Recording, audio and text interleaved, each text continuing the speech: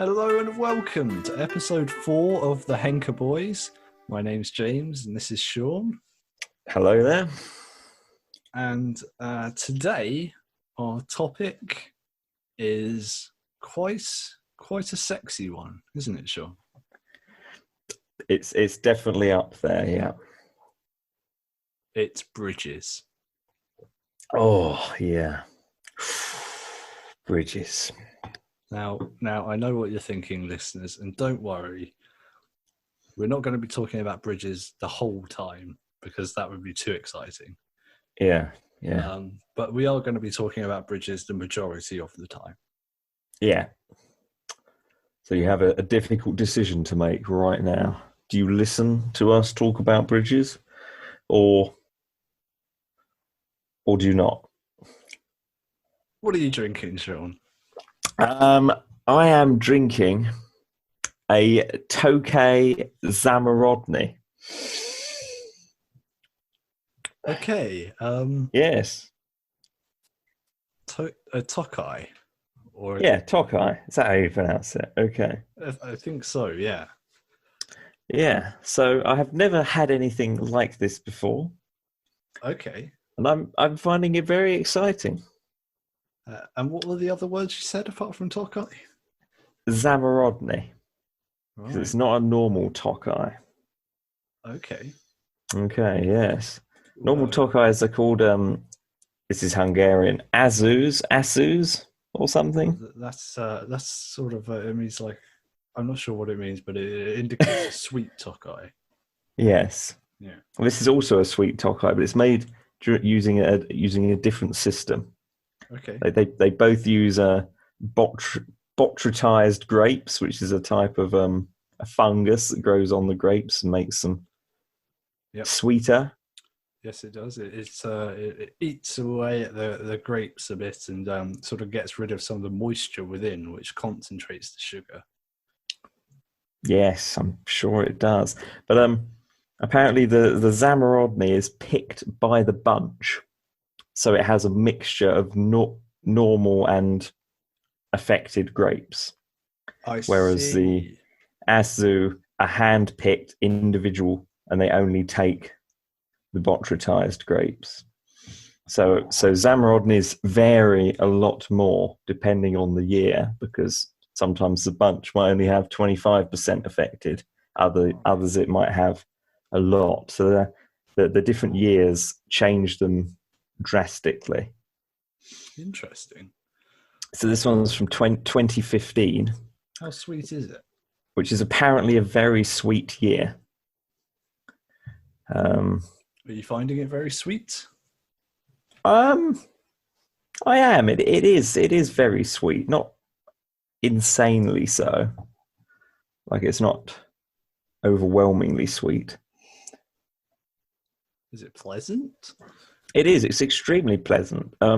It's got a very sort of soft taste. It's quite weak tasting, I guess. But it has a very strong smell, which is the thing that first hit me when I don't often enjoy the smell of wine as much as this. It smells like an old bunch of grapes, basically. Yep. So yeah, sort of musty, really musty, sweet smell, which I think is a lot of the charm. So it should be made with the ferment grape, and ferment does have a very grapey. Kind of sounds strange, I know they're all grapes, but it does have a very grapey sort of taste to it. Yeah. Yeah, and I think I might have a new favourite style of wine after this experience, to be honest. And is there a Putonos? I don't know how to pronounce it. Putonos rating on it? I know what you mean because I was reading about that earlier. Right. It doesn't. Okay. I think only the Azu have that rating. Right. Okay. Because this is so random, they don't bother with it. Right. Okay. Fair enough. Well, what would you give it out of 10 then? How much did you pay for it as well? I paid £12 for it, which is still not that expensive, and it's only a 500ml bottle as well, which is standard apparently for this type of wine. Yeah. So more But expensive than you usually go for, I think, right? I'm going to give it a 9. Wow. I'd prefer it to have a bit of a stronger taste. Like you can almost not notice you're drinking anything apart from some sort of sweet liquid if you're not really looking out for it. Right. Well, you should definitely try the Asu type because the flavors are much more concentrated. Yes. Well, the reason I bought this, I didn't go out of my way. I reread the first chapter of Dracula, and Count Dracula, although it's famous for being in Romania, is of Hungarian origin. Count Dracula in the story, and the first thing he does when Jonathan Harker arrives at his castle is he serves him dinner with a bottle of Tokay. And I'd read that a few days ago, and I saw this on the shelf, and I thought, wow, got to try that. Oh, cool. And I knew nothing about it. I didn't even know it was a sweet wine, and I've been blown away. Wow. Okay. Interesting. Yeah. So that's a pretty good start. Yeah. Is yours as equally as exciting? I have to say it is actually. Yeah, I've been quite enjoying this. It's a Australian Cabernet Sauvignon. Okay. Coonawarra. Coonawarra. It's called The Cigar. Oh. Because the piece of land that it comes from is allegedly in the shape of a cigar. They've opted to have the bottles be in sort of the shape of a cigar as well. Which is quite smart. That sounds very exciting. It is quite exciting, yeah. It's very nice. I think I paid £25 for the privilege. Yeah, it's a little bit of cherry, blackberry, but some herbaceous notes as well, Shaun. It's got some sort of tomato leaf, capsaicin sort of taste to it. Okay.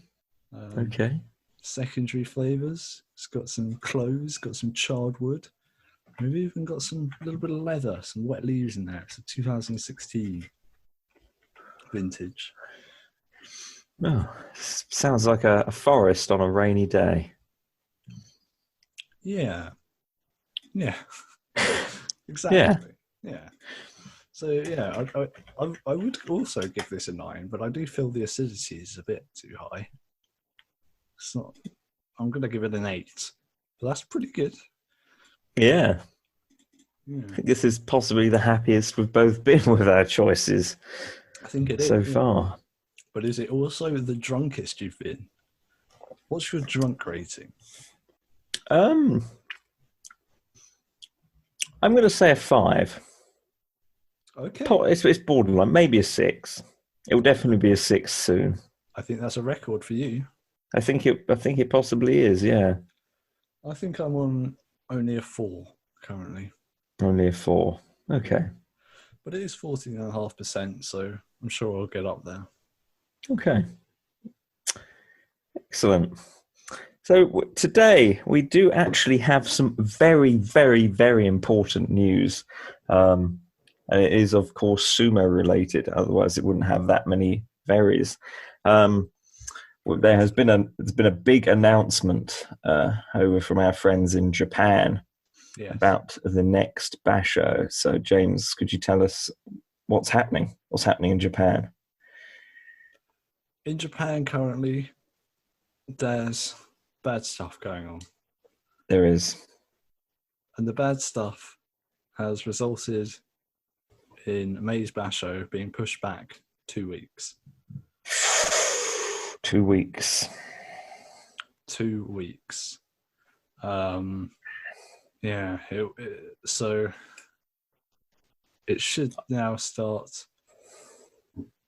between May the 24th and June the 7th. It should take place. The July tournament as well, as a result of this, will be pushed back 2 weeks. Will this continue through the whole year? This is it forever now. Everything will be pushed back 2 weeks for the rest of the time. Okay, yeah. I don't You heard it know. here, folks. Yeah, Yeah, I'm sure that's how it works. we know everything. We know Yeah, everything. pretty much. Um, Well, that's pretty much it for the Sumo news. it is. Let's hope it does go ahead. Of course, it might get cancelled completely, and then what would we do? We'd spiral into depression. We'd be out of a job, wouldn't we? I can already barely make the 6 week gaps in between the bashos as it is. 8 weeks is really pushing it for my sanity. The 15 days a basho is on is the only real time in my life I feel like I'm actually alive. Yes, well, of course. Didn't really need to say it, did we? Well, that's true. But we did, because that's the sort of people we are. Well, instead of lingering on this sort of sentence that goes on forever, why don't we head outside? Oh, yes. It's quite a sunny day today. It is. It's a very sunny day, and we're not just making that up for the recording. So let's go outside to Poem Patio. Where else? Where else would you want to be in this beautiful weather? Ooh, Where? you planted a new flower. I did. Do you like the colour? And I know it's a bit out there, but It's okay. Yeah, I've never seen a flower quite so bright blue. yeah, it's electric, isn't it? It is. It really is. So, Shaun, why are we out here on the Poem Patio? Are you going to read a poem of some kind? I thought I'd make a change today and read a poem. I thought you were going to say not read a poem. No, of course not. Yeah. And there's this poem. Is maybe a slightly different style to my other ones because I don't want to look like a one-trick pony. Okay. So this is it. It is nameless. Imagine a name for it yourself. There are many options in this life, so many different routes to choose. Overthinking is a curse and causes strife. Just give it a go. You have nothing to lose. Standing in the middle of your decision, as backwards, forwards, or straight down. Indecisive thoughts clouding your vision. There's nothing worse than to drown. How did I end up standing here? Where did it all go so wrong? Still stuck living on this sphere. There's still time. Life is long. Can you keep dealing with the pain? Can't all this hurt just come to an end? Wishing you could just switch off your brain and allow your soul some time to mend. So smile and think of the future. Climb off the railings and get on with it. You can continue to grow and mature. You don't get to just give up and quit. Thank you. Now, Shaun, you wrote that poem and read it out on podcast. I did. For God's sake, why? Why? Sorry. Because it's inspirational. Little reference there. If anyone gets that, send us a message. Okay. Okay. It's quite an You had me going there. at this point. Well, that was quite a depressing poem, I thought. I mean, there was Yeah. a bit of motivation at the end, but the overall tone was quite somber. It is. Well, this is a somber episode. We've just had some bad sumo news, and look at our main topic. Yeah. How could I be upbeat? How could I be upbeat? I like the poem. It was good. Yeah. Yeah. Yeah. Enjoyed it. And yeah, definitely a tonal shift. Is that a saying? A tonal shift, absolutely, yeah. Yeah. Well, that poem should bridge the gap quite nicely between our sumo section and our main topic. See what you did there. It's bridges. Yes. I feel like we should have some kind of heavy metal intro to this this section here. Viewers, please don't get too excited. if you're in public. It will be very embarrassing. Yeah, we've all been there. Overexcited at a podcast about a subpar subject, and you just flip out. All been there. Well, I've never heard about a podcast to do with bridges before. No, and there's a reason for that, James. Well, let's find out what the reason is. Yes, I'm going to kick us off with some bridge history. Yeah, I seem to do that. I seem to start, don't I? But anyway, maybe we'll mix it up next week. It depends what your Probably not. No, we don't know. We don't know. So it depends what your definition of a bridge is when we're talking about the oldest bridge in the world. My definition of a bridge, I think, Shaun. Yeah. Sort of a platform that enables you or something to get across an obstacle whilst allowing things to pass under it. Whilst allowing things to pass under it, I don't think that is anyone's definition of a bridge. Okay. What would you just define a bridge as? Well, apparently, certain types of causeway count as a bridge. It's just any path over water or a gorge of some sort is apparently a bridge. Yeah. I'm uncertain about this, but generally, man-made causeways are classified as bridges, and that's where we start. Very specifically, in the year 3807 BC, or possibly 3806. That exact? Well, that's what I thought. But you see, this bridge was made entirely of timber. And so they dated it using dendrochronology. I see. And they all came back to 3807 BC. So they presume that it was cut and used immediately, but to be on the safe side, they've also said possibly the year after. So it could have been kept for a while to dry out. So they weren't using it fresh. So, but they think it's within that year, which is more specific than anything else in Britain at that period, because this is in Somerset. And it is known as the Sweet Track, which was named after the archaeologist that discovered it. Okay. Earlier on in the 20th century. John Sweet Track. Yes, John Sweet Track. So it extends over what is now a drained marsh. So the island it went to is no longer an island. The island of West Hay is just a place, a town called West Hay.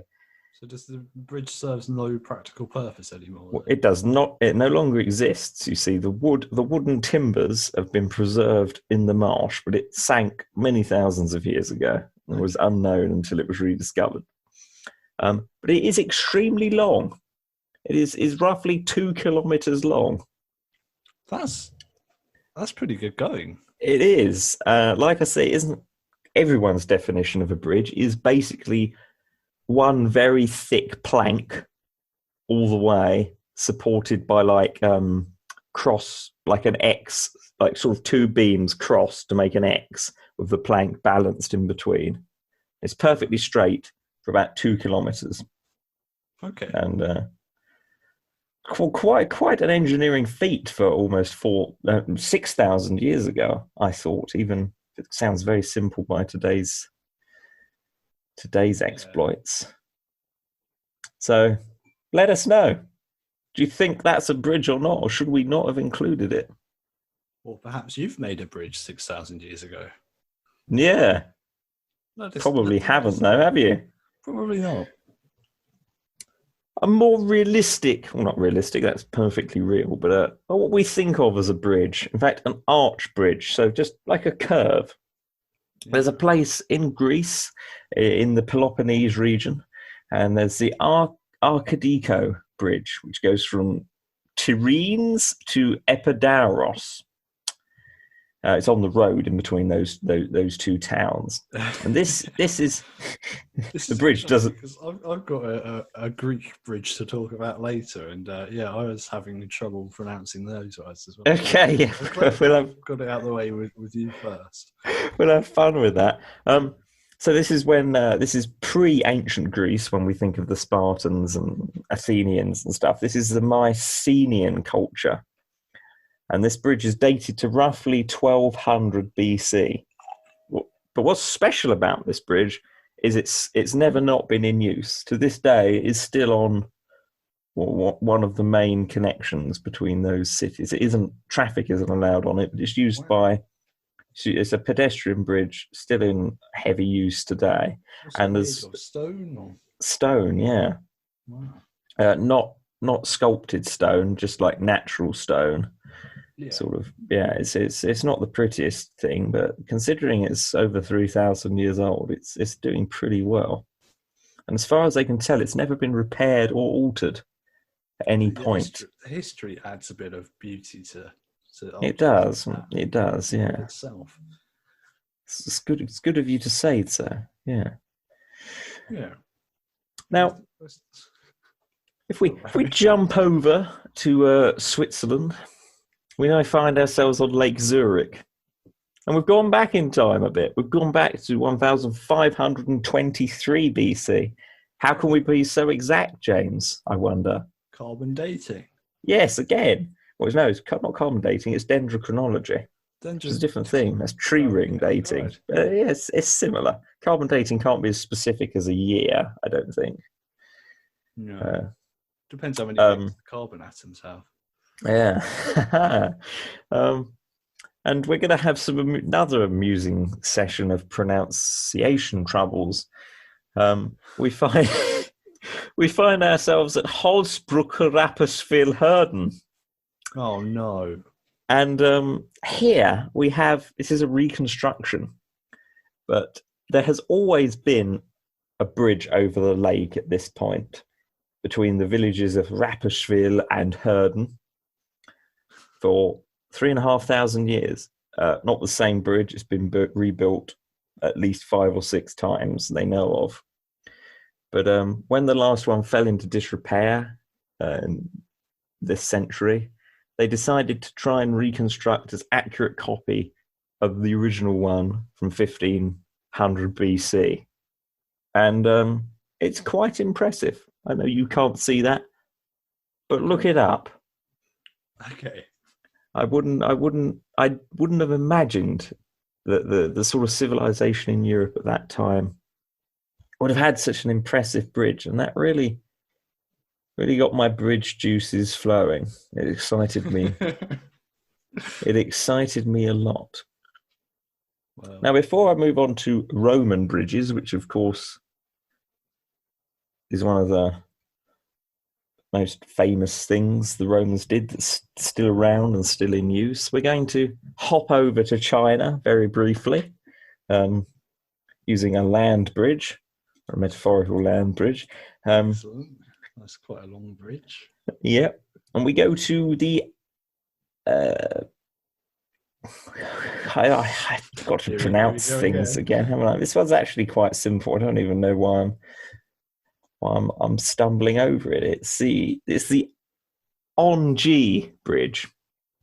The Onji Bridge. Built in roughly 600. They're not sure exactly about this one. And its full name, which I'm not going to attempt to pronounce, it's called the Safe Crossing Bridge.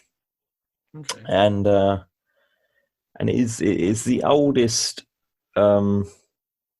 bridge of its type still in use in the world. Like, it's made of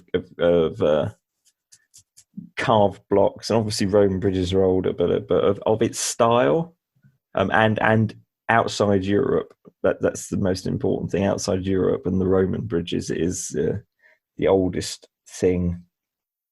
bridge still in use, and it's been there for 1,400 years. And this region, it has been the center of 8 wars, 10 major floods, and numerous earthquakes, including a recent 7.2 magnitude Qingtai earthquake in 1966, and it has remained undamaged Wow.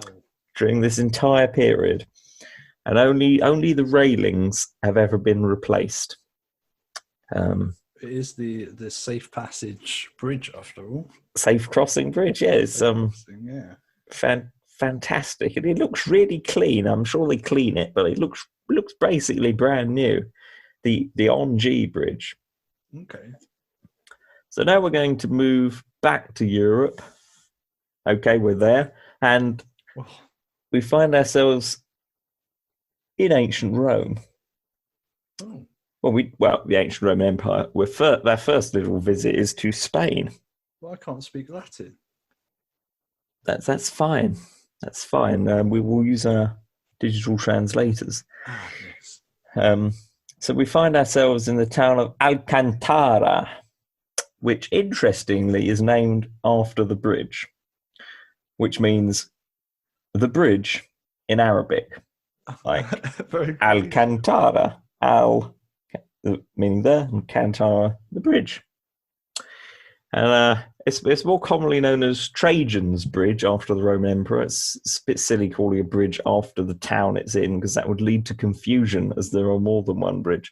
So Trajan's Bridge at Alcantara, built between 106 and 108 AD. Okay. And this bridge is still in use and has always been in use. It is one of the oldest Roman. How long is that bridge? Roman bridges. It's about 180 meters long. Okay. And it goes over the Tagus, which is the longest river in Spain. Right. Cleverly, they've gone over it widthways. They have. Yeah. That was a smart decision. Yeah. It's suffered a lot of damage over the years. It's a multiple arch bridge. I'm sure that's not a technical term.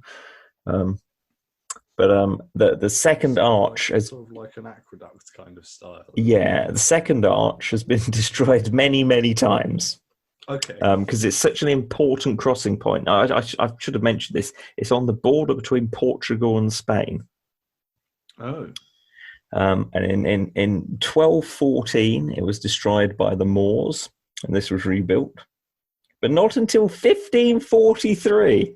So there was a period of 329 years where there was a gap in it. Wow. But it was repaired from... Maybe we should fix the bridge. A stone using from the original quarry that the Romans quarried it from. Oh, wow. This was destroyed again in 1760 by the Spanish to stop the Portuguese advancing. It was repaired 2 years later by King Charles III of Spain, only to be blown up again in 1809 by the Duke of Wellington's forces attempting to stop the French advance into Portugal after they'd captured Spain. Temporary repairs were made in 1819, but it was destroyed again in 1836 by the Carlists, who were a political movement in Spain trying to establish a different branch of the monarchy. So sort of like the Jacobite rebellion in Scotland, but in Spain. Right. So there was a revolutionary sort of thing there. I hadn't heard of it until earlier today. It's not very famous, but yeah. So we went another 24 years where the bridge was not usable. And it was repaired in 1860 again. And since then, it's been intact. Okay, it survived the World Wars. Yet nothing happened. Well, Spain was neutral in the World Wars. Yeah, but something like it's been a pretty unlucky bridge. It is. That's what happens when you build a bridge in a really important place. You know, it just keeps getting destroyed. Honestly, it isn't, even by Roman standards, it doesn't hold any particular records. It's just got such an interesting history. It's been there for so long, and it's still going. So I thought it was worth a shout out. Oh, definitely, yeah. Here's to you, Alcantara Puente. Cheers. Cheers. So if we go back to, or no, not back to the other side of the Roman Empire, we get to the Danube. This is an enormous river. It's a couple of miles wide. It's widest points, and the Romans, being show-offs as they were, became the first people to build a bridge across it, and it's considered one of the greatest achievements in Roman architecture that no longer exists in any form. The first bit on either side exists, like the remains of the first arch, but unfortunately, it's all gone. There were some pillars remaining in it underwater in the river until the early 20th century. Wow! So how deep was the river?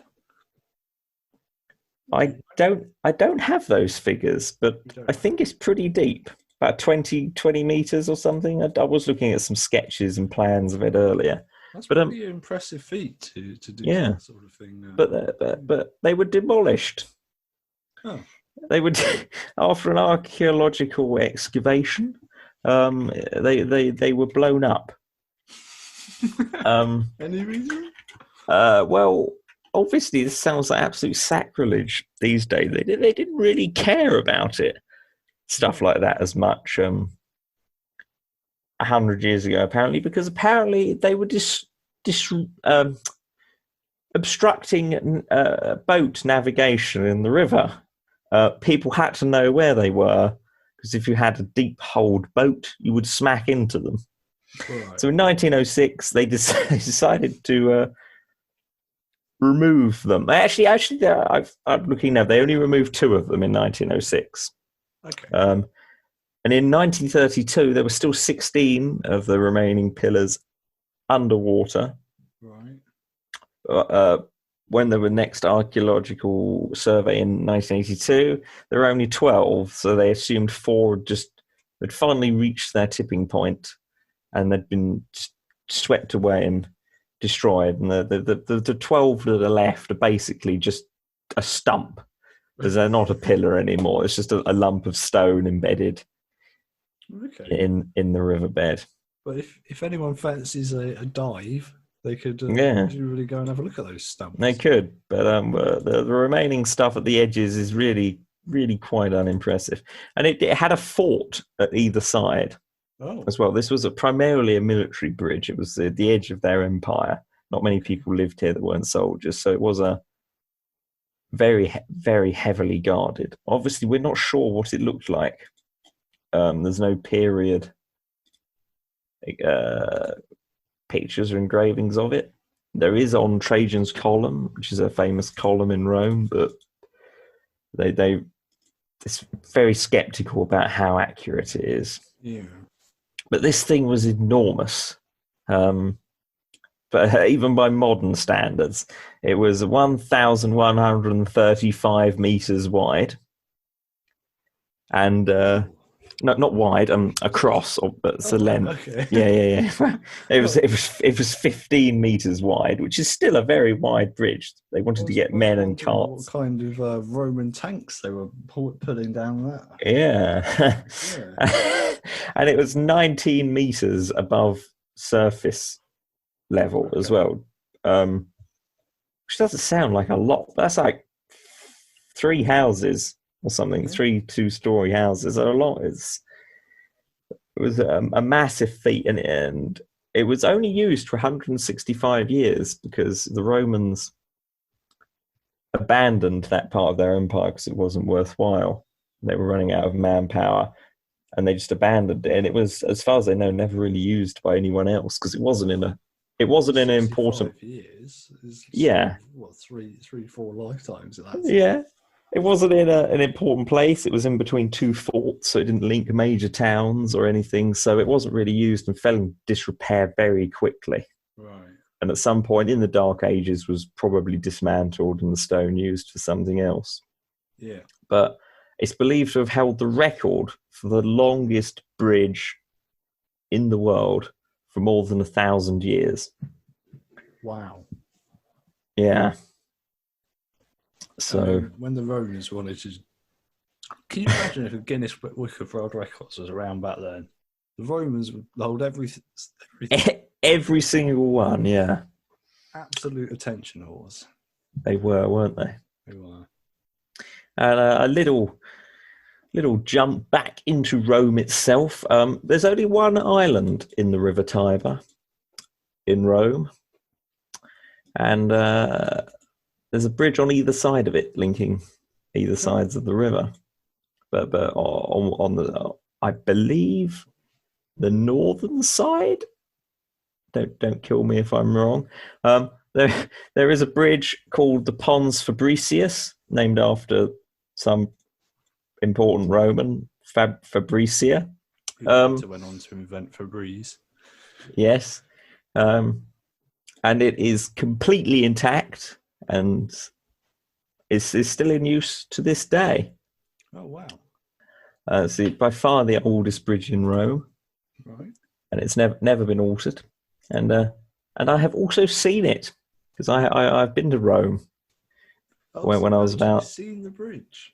Yes, I went when I was about 17. I didn't actually go on the bridge. Oh. We were following the river down, looking at all the bridges, and it would have been a lot of exercise to actually walk on the bridges and back again. Right.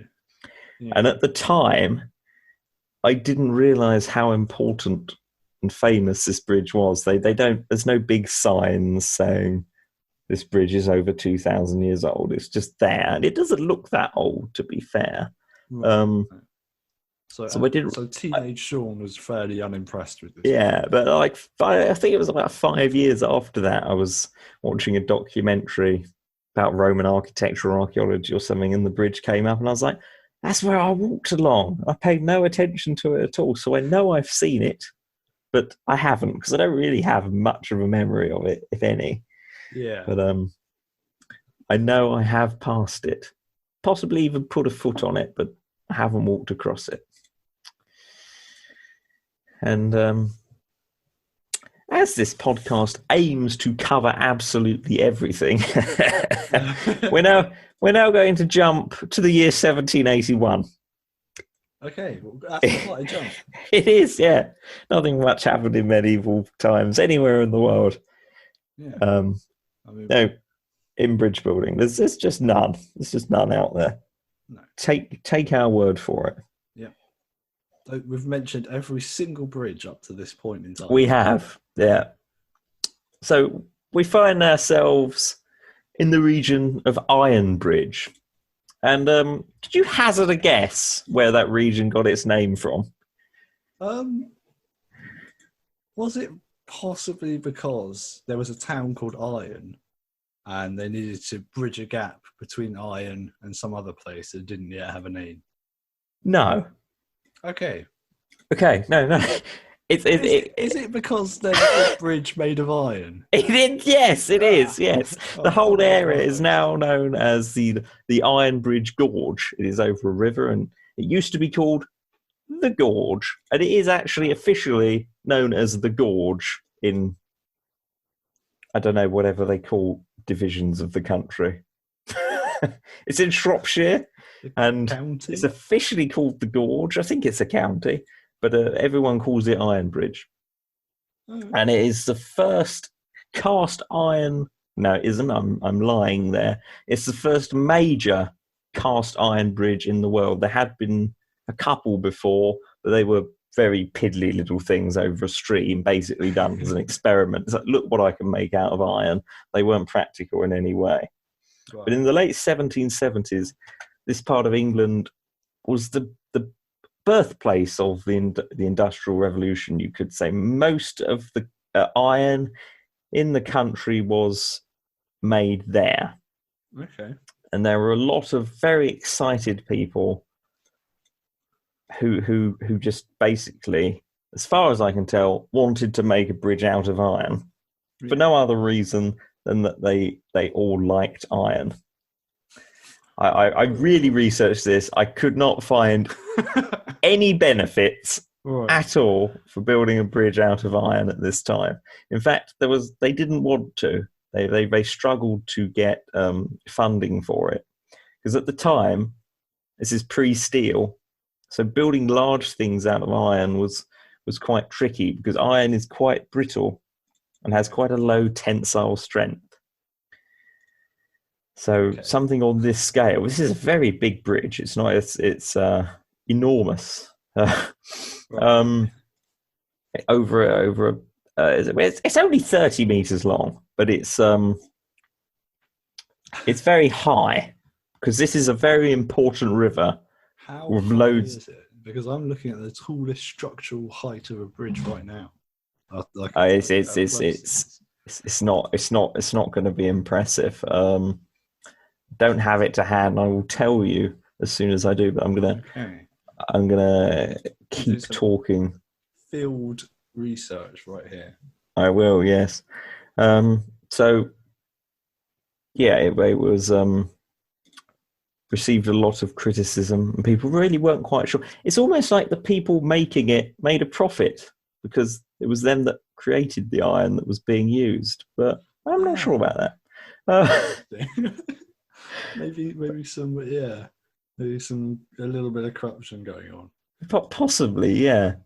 And then they've done some testing of different parts of it, and the arches and the struts have a different chemical composition. Right. Different amounts of carbon, silicon, manganese, sulfur, and phosphorus, in very slight. But they knew back then that changing those tiny things, they needed different tensile strength in different parts. One bit could get away with being more brittle but stronger, and the others had, which I found interesting. I didn't think they were really experimenting quite that closely, but apparently they were. And the other fascinating thing about this bridge is it's made entirely of iron, but it was built using wooden cranes. Everything involved with making of it was men and wooden cranes. Okay. Which is a shout out to the wooden cranes, honestly, because the heaviest component, of which there were 1,700 individually created cast iron components, and this is entirely cast iron. So everything came out of a mold. None of it was hammered or beaten. I don't know how big these molds were, because the biggest component weighs 5.5 tons. Right, okay. The largest arch weighs 5.5 tons, and this was made entirely with ropes and wooden cranes. Okay. Well, fair enough. And it became immediately physics. Yeah, immediately famous, and it became a great symbol of the Industrial Revolution throughout the following Victorian period. And right, okay. It's really quite unimportant. Was never used for anything very exciting. It's not that big, but for the time, with what they were building it with, was impressive, and it was also very cheap. Was it? I don't know if in your research for modern bridges you've got it. Like I've looked briefly, and they're enormously expensive. Yes. Apparently, you do have to be quite rich. in modern money, this is roughly the equivalent to only £700,000. That is a very, very, very cheap bridge compared to some of the ones we'll be talking about later. Extremely cheap, yes. And it was very profitable because it was opened as a toll bridge, and all the shareholders received an annual profit of 8% after it was opened every year. So wow, it did turn out to be an incredibly profitable adventure for them. And you wanted to know how high it is above the ground, above the water, didn't you? And I still haven't found that out. Okay, thank you. Annoyingly, and I'm looking at a picture of it. It's 30 meters wide. I'd say it's about half that to the ground, to the water. So it's only about 15 meters above the river. Well, that's accurate enough for me. Yeah. Thank you. Fair enough. Okay. Yeah. So that is my section of the history of bridges moved on. I covered it extremely in depth. I missed no large time chunks at all. So where would you like to take us after 1781? I've just got some interesting. I'm going to take us into the modern era, Shaun. Okay. I've got some bridges here that hold some records. Okay. So we could talk about some different records. Yeah. So, yeah. The longest bridge in the world. Mm-hmm. How long would you reckon? Longest bridge in the world. It's pretty long. If the Romans could build something almost a mile long, I reckon it's going to have to be something like 8 miles or something. You are way off. It's that I went low, didn't I? I went too low. You went pretty low. So the longest bridge in the world currently is the Danyang Kunshan Grand Bridge. It bridges Beijing and Shanghai, and it uses the Beijing and Shanghai. Beijing and Shanghai. Okay. It forms a part. Sorry, it doesn't bridge the entire. Okay. That's many hundreds of miles, isn't it? Yeah. It definitely doesn't bridge the whole distance. But about 1,000. I've just looked up. Yeah, it's definitely not that. It's not that big. No. Okay. But it forms part of the Beijing-Shanghai high-speed railway. Is what I'm. Okay. Right. Okay. Right. I jumped the gun a bit. I got to be excited. I didn't bridge it. I did believe it for a few seconds. I was like, wow. It's like this skyway the entire way. I know the Chinese are very good at building a large structure, but that would have been impressive. Yeah. It's instead a mere 102 miles long. Only that's still a lot. Which is quite a way off from your 8-mile prediction. That's 165 kilometers. Wow. And impressively, it was built in only 4 years with a workforce of 10,000 people. That's good. It is very good, yeah. By my professional opinion on the speed of bridge building, that's up there. And we were talking about costs. The cost of this bridge, about $8.5 billion. That's an estimate. 8.5 billion? Yes, it's a very expensive bridge. Okay. Yeah. Yeah, so we've progressed a little bit from the old Iron Bridge days.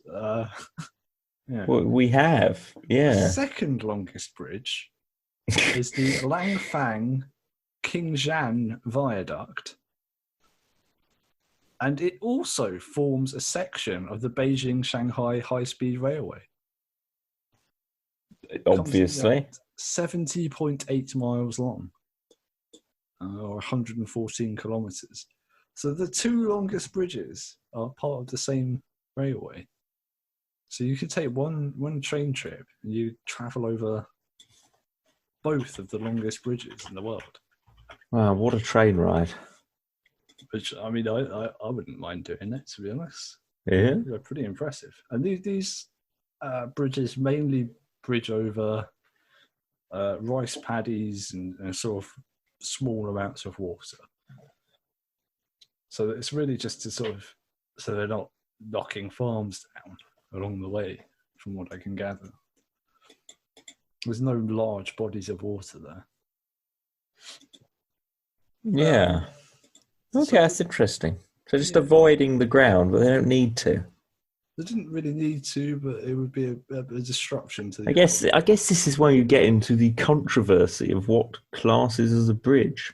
Yeah. Is this just a motorway sort of thing? It only carries trains. Yeah, but even so, is it just a train track that's not on the ground? Is it quite the same as a bridge? I'm not sure. It is. The official record is that they are the longest and second longest bridges in the world. Yeah. I'm just saying. World records. I'm just saying I'm not sure. You're not convinced? I'm not convinced. Well, how about the longest road bridge in the world? Would that be more interesting to you?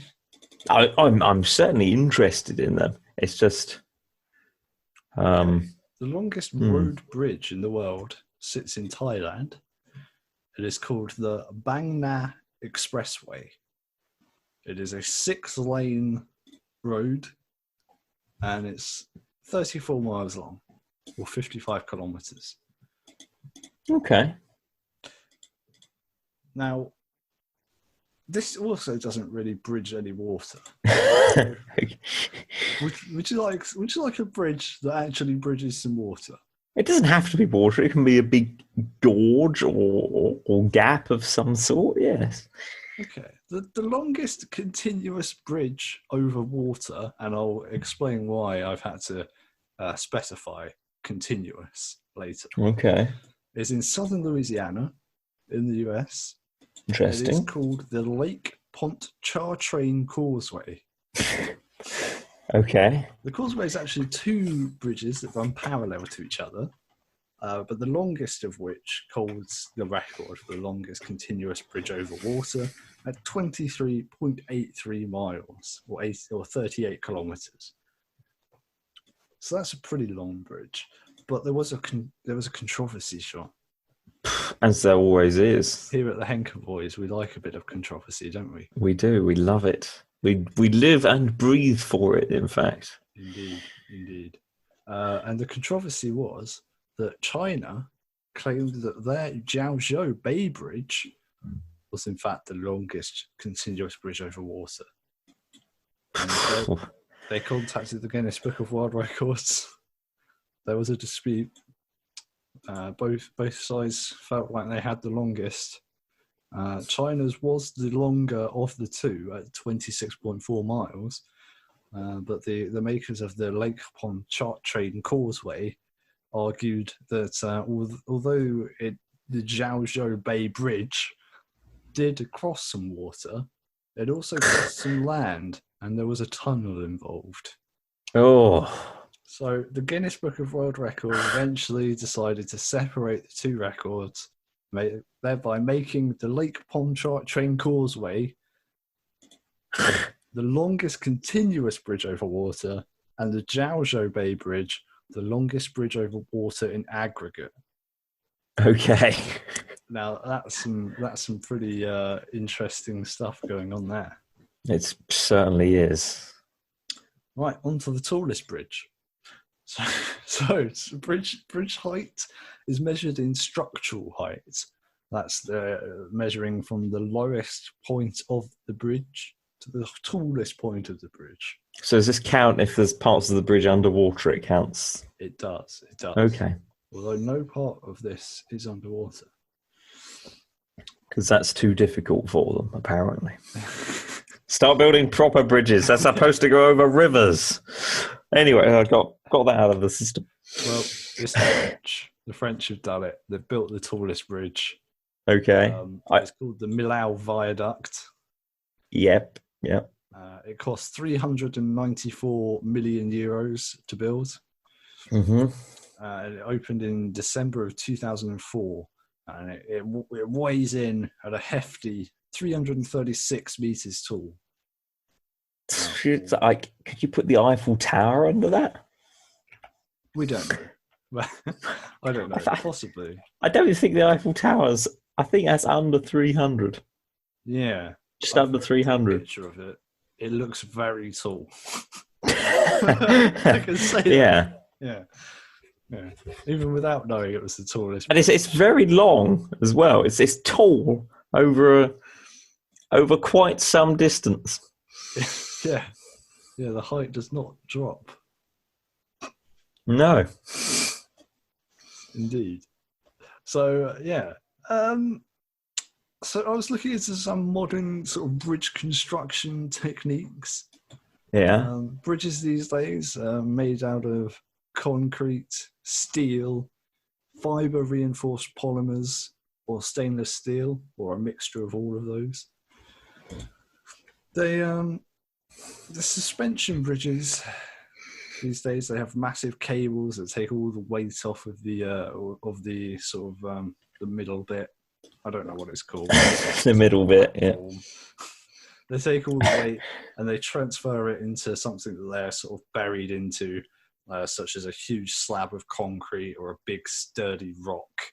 basically. Okay. Inside of that concrete, the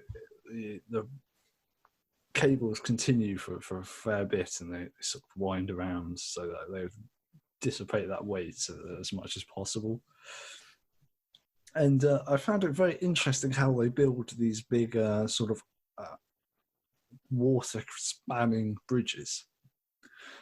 Because I thought about it for a bit by myself, and I couldn't think of a way to build a massive bridge if you had to go pretty far underwater. And if you couldn't, you thought, how could anybody possibly think of that? How could anybody? If I can't do it. If this mind can't do it, what hope is there? Yeah. Exactly. But apparently somebody had figured it out. A bit angry they didn't tell me about it. Yeah. So do you know anything about modern construction? Do you know how they would have gone about this? Like, how would you put... You see the massive sort of pillars that are coming out of the water with bridges. How would they insert those? Any idea? I'd imagine they get built from like the riverbed up. I obviously like dig a hole, fill out with concrete or something, and then build on top of that is what I'd imagine. So it's a little bit more complicated than that, because they really don't want water to be involved in the sort of in hammering the big stick, as it were, into so what they have to do instead is they'll go down using scuba divers or huge cranes, and they'll build a watertight casing around the area they want to put the stake into, and that will come all the way up from the bottom of the ocean, or more likely river, all the way up to sort of above sea level. They siphon all the water out of that, so then you've got a nice little sort of cylinder of no water, and then they can drive the pylon in without having to worry about any sort of water like hampering it. They basically hammer it in using huge machines. I think they're called pile drivers. Like named after the wrestling move.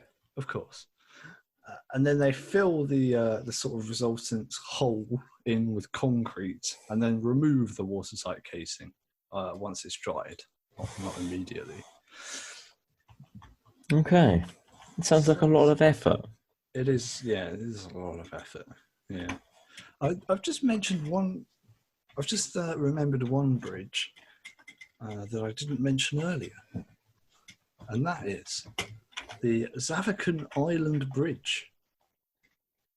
How can we not mention that? It is considered to be the shortest international bridge in the world. It connects a Canadian island with an American island in the middle of the St. Lawrence River. And it is only 32 feet long. That's about 10 meters. Yeah. That is a short bridge. It is a short bridge. People can jump that much, can't they? I'm looking at it. I certainly couldn't jump that far, and therefore nobody could. No, fair enough. Right. Do you have a favourite bridge, Shaun? Well, I had two bridges that I couldn't quite make my mind up about. And one of them has come up already because the Millau Viaduct. Oh, really, as a panoramic sort of shot, it is quite beautiful. It is a beautiful bridge from a distance with a sky. However, if you're up close and personal with it, I'm not so sure. Well, it's too tall, isn't it? Yeah, too tall. Your neck. Yeah. So I am going to say the Chapel Bridge in the city of Lucerne in Switzerland. Okay. Also known as the Kapelbrücke. And it's, again, a very old bridge. It's a covered wooden footbridge spanning the river Reuss, something like that. And it is lined with interior paintings. Unfortunately, a lot of these were destroyed in a fire in 1993. But where the cross beams are, every 10 feet or so, there's like a triangular painting, medieval style painting. A lot of them are gone now. I think they're replaced by replicas. Oh, nice. But it's a really rustic looking. It has like hanging boxes of flowers all along the outside, and sort of moss growing on the tiles, and it's a nice place to have a relax. yeah, it's apparently the world's oldest surviving truss bridge. I don't know what that is. There's lots of types of bridges. I think we decided not to really go into that sort of thing because we don't know enough. It's a bit complicated to explain without the use of diagrams. I think would be a big issue. Yeah. Also, apparently, we don't know that much about bridges. No, we don't. We don't know. We don't know. I'm sure you can tell. And it's apparently one of Switzerland's main tourist attractions. I will have to say I did not know of the existence of this bridge before a couple of days ago when I was looking. It's its main tourist looking destination. At bridges. No, one of the main tourist destinations, but it gets a lot of visitors. Interesting. And it's from 1365 as well. It's very old. I don't think I mentioned that. And it's 200 meters long. Okay, that's quite. So in its own right, as an old wooden bridge, it also is quite impressive, as well as looking very pretty. Excellent. Well, my favourite bridge has a bit of a different vibe to it, to be honest. It's and here comes the awkward Greek pronunciation section of the podcast. Oh dear. The Charilaos Trikopis Bridge. Can't even imagine how that's spelt. Yeah.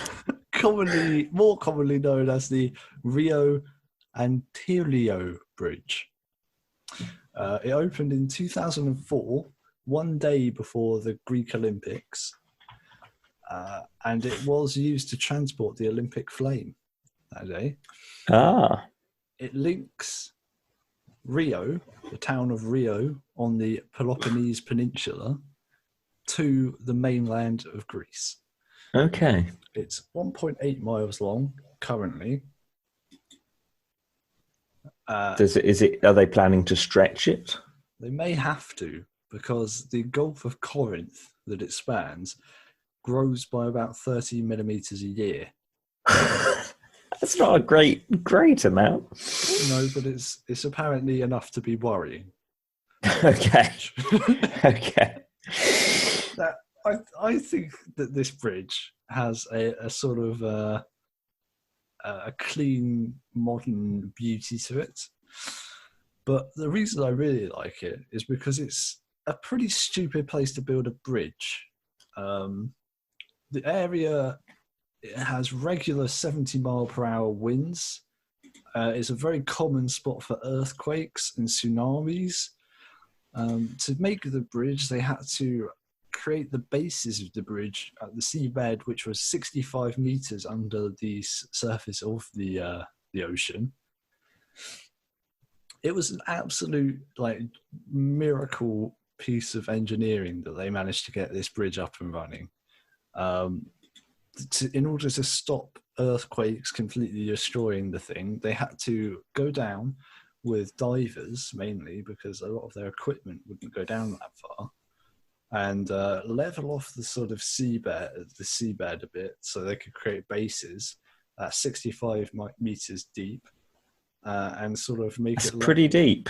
Yeah, level with the sort of seabed, so that now when there's an earthquake, the bottom of the bridge actually moves with the tectonic plate, and that these sort of struts that go up towards where the bridge is are sort of dissipate the energy before it gets to the platform. Right. Yeah, it won the 2006 Outstanding Structure Award, which was, of course, awarded by the sexiest association to exist, the International Association for Bridge and Structural Engineering. Yep. They're commonly seen on the cover of FHM.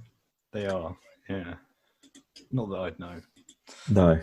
What's FHM? I don't know. We don't know.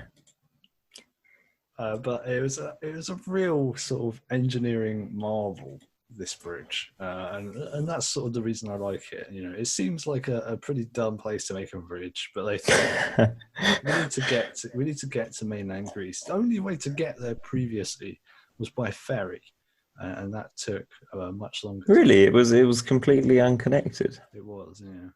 Okay. Yeah, but now the Greeks can travel between Rio and Antirio all they please. Which I think I'm is glad really about that. It's named after Charalaus Trikopis, who was the president of Greece. Not at the time the bridge was built, but he was the one who proposed that the bridge be built. Unfortunately, Greece had at the time run out of money and therefore couldn't build the bridge. Okay. A few years after that, they found some money and they built the bridge. And then not too long after that, they sort of ran out of money again, didn't they? So I don't know if building the bridge was a good idea. No. And has it actually survived an earthquake? Do you know? Well, I don't know, but I'd imagine so, because the area is very sort of seismically active, apparently. Whew. Don't turn me on with those sexy words. Okay. Seismically active. Yeah. Yeah. Yeah. So, yeah, this is your favourite bridge, yeah? That's my favourite bridge. Excellent. Yeah. Excellent. But also, I've got one more topic to get through, if you bear with me. I can bear with you.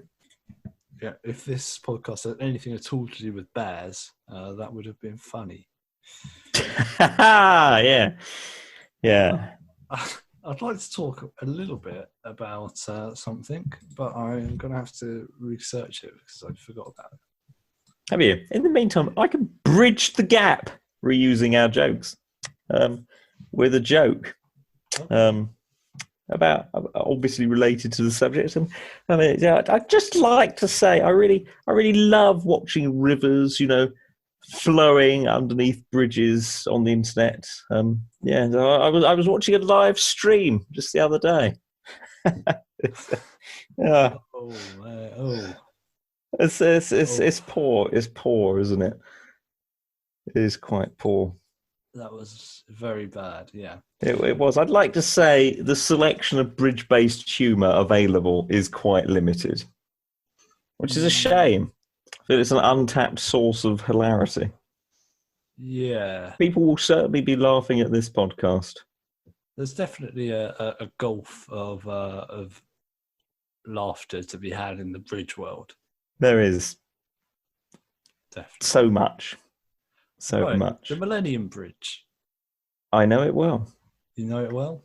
You've lived near to the Millennium Bridge. I have. I've walked across it probably 100 times at least.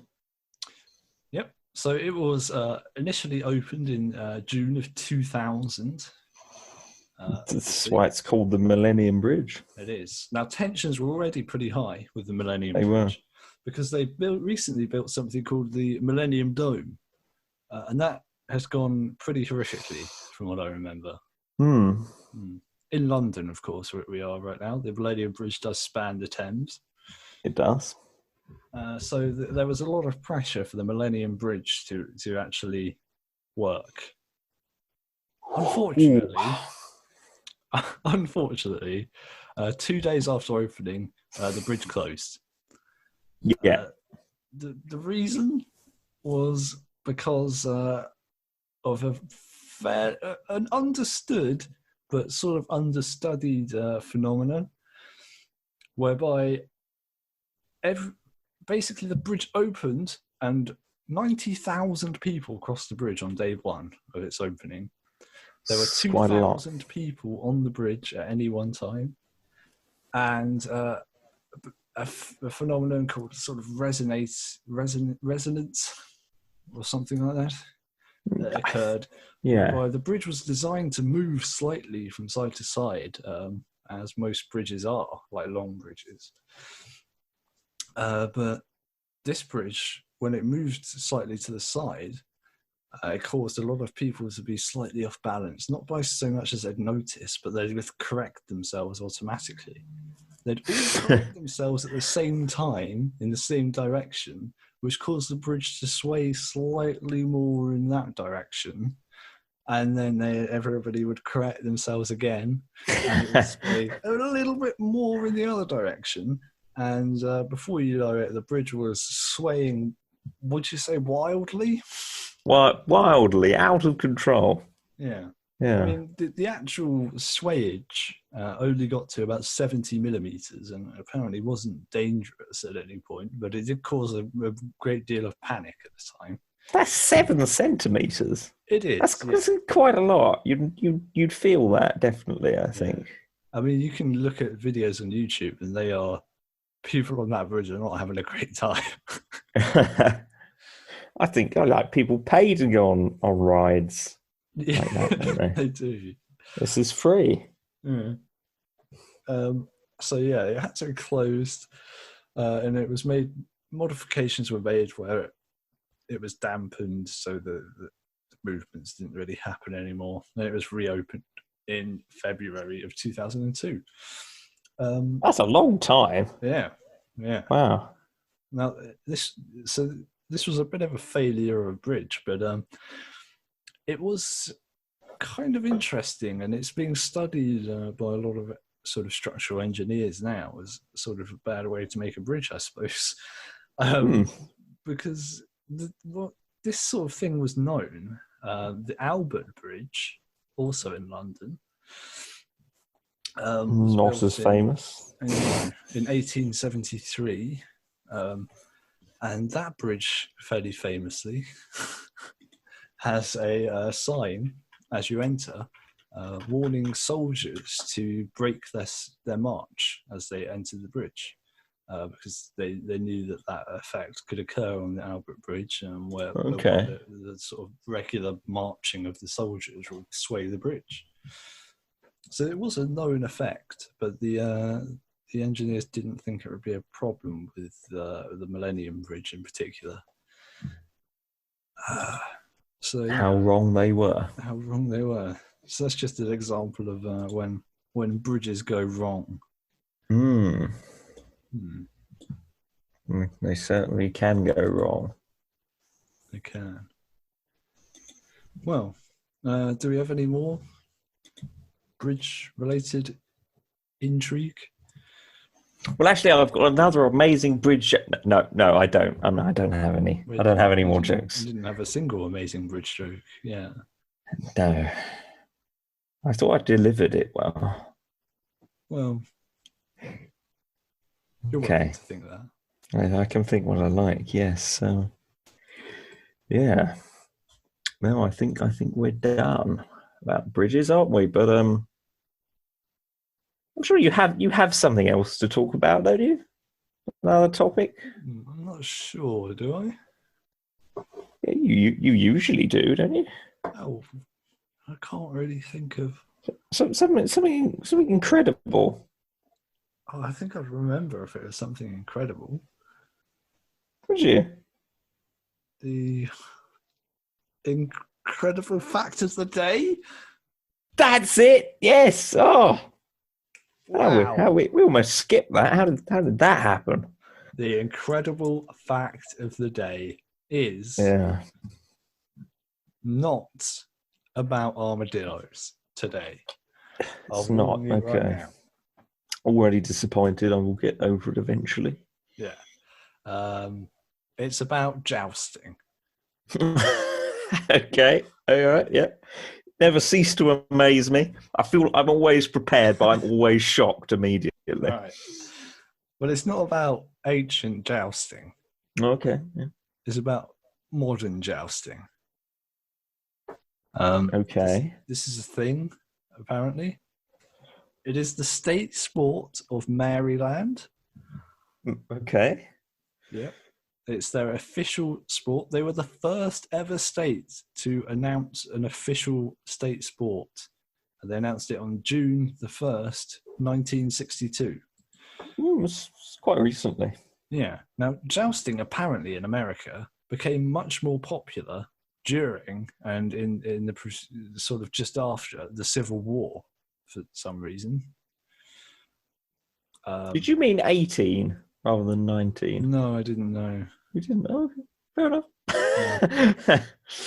It became really popular and then they did nothing about it for about 100 years. Yeah, it's less popular now. Okay, right, okay. Yeah. Certainly not popular enough that I've ever heard of it. Or they're probably anyone regretting making it their state sport at this point. Yeah. Yeah. But at least it's a talking point. It is. So the modern rules of jousting are a little bit different.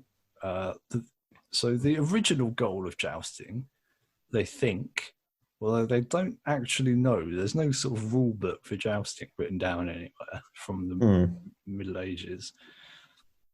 But they think it was the aim was basically to unseat the opponent from their horse. All right. So much like sumo, but you're on a horse, and you've got a line. Oh, sumo on horses. Yes. Please, someone make this happen for us. Get sumo polo. What an image. Yeah. What a beautiful image. So a match consists of 3 tilts, which is what it's named when the knights sort of pass each other. And in modern jousting, the goal isn't to unseat the opponent because that's fairly unsafe, but to break your lance upon their body or shield. Okay. So points are given out. You get the lowest amount of points if your lance tip makes contact with the opponent but does not break. You get a moderate number of points if the lance tip is broken off as a single piece. The lances are required to be made of 3 separate pieces with the tip and the sort of holdy bit, very technical term, sort of slotted into the middle bit. So if the tip just flies off, that's pretty good, but not the best. The best is if you shatter the tip of your lance. It's a lot safer than it probably was. However, it's still considered to be a pretty dangerous sport. Concussions are pretty common. Splinters, yeah. Including splinters in the eyeball, apparently fairly common injury for a jouster.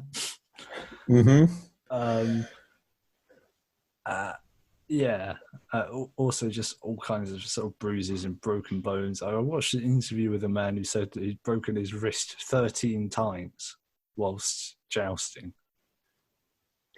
So yeah, a bit of a weird one. They're trying to gain sort of recognition for the sport, but at the same time, it's probably one of the most dangerous legal sports. Interesting.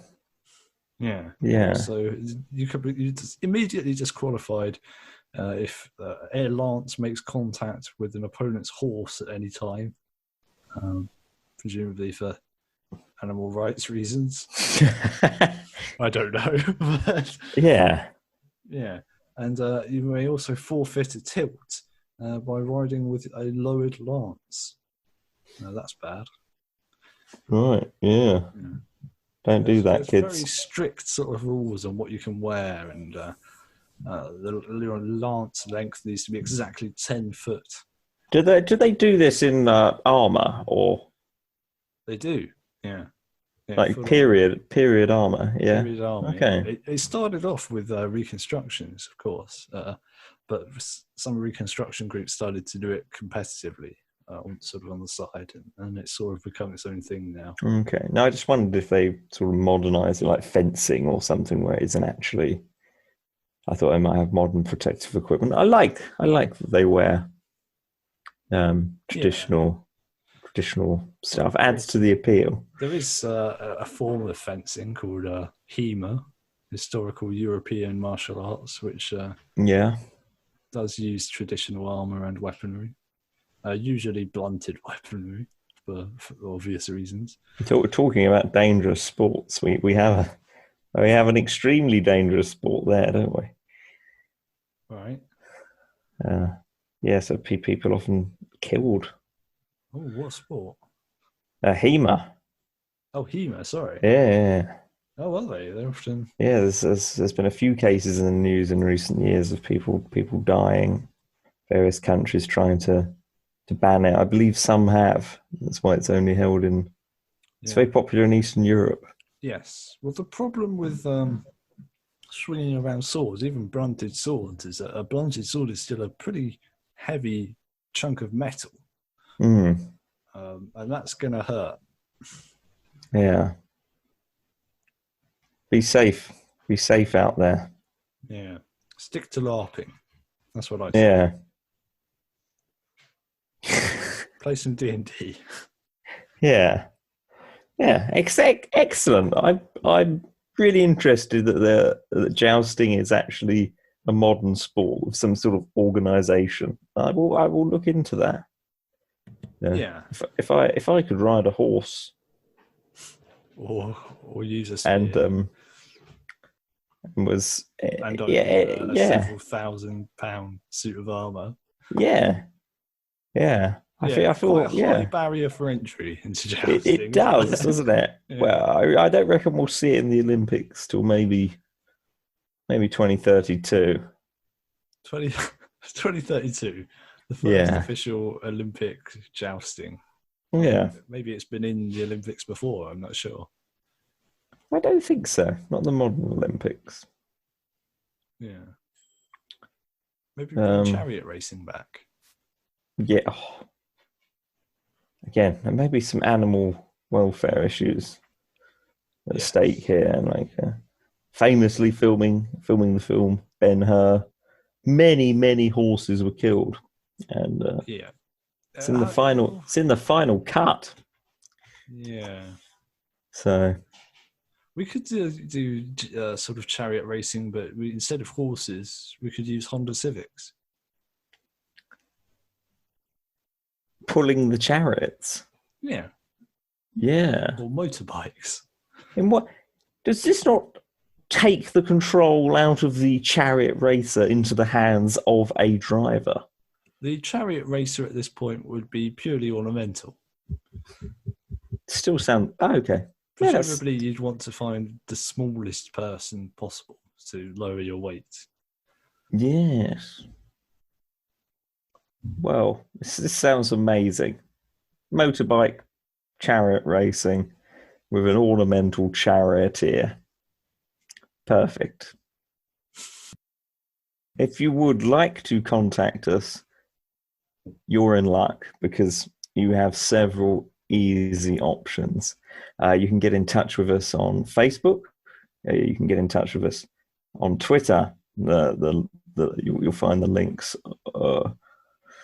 around on our page. So where we somewhere. You're computer literate. It's not difficult. We're on YouTube as well if you want to find us on there. And also, so excitingly, we'd love to announce for the first time, this is an episode 4 first, we're going to mention it. We're on Reddit. Oh, God. We are. So it's exciting. The Henka boys. What else would it be? Yeah. If you post something on there, I'll read it out as long as it's not horrific. No. Yeah. Trust us, we will do that because we really have nothing better to do. Yeah. It can be anything. Just connect with us in some way. Somebody it really would talk to us. It really would make our week. Yeah. We've been decade. Stuck in a Zoom conference call for the last 5 years and we can't escape. No.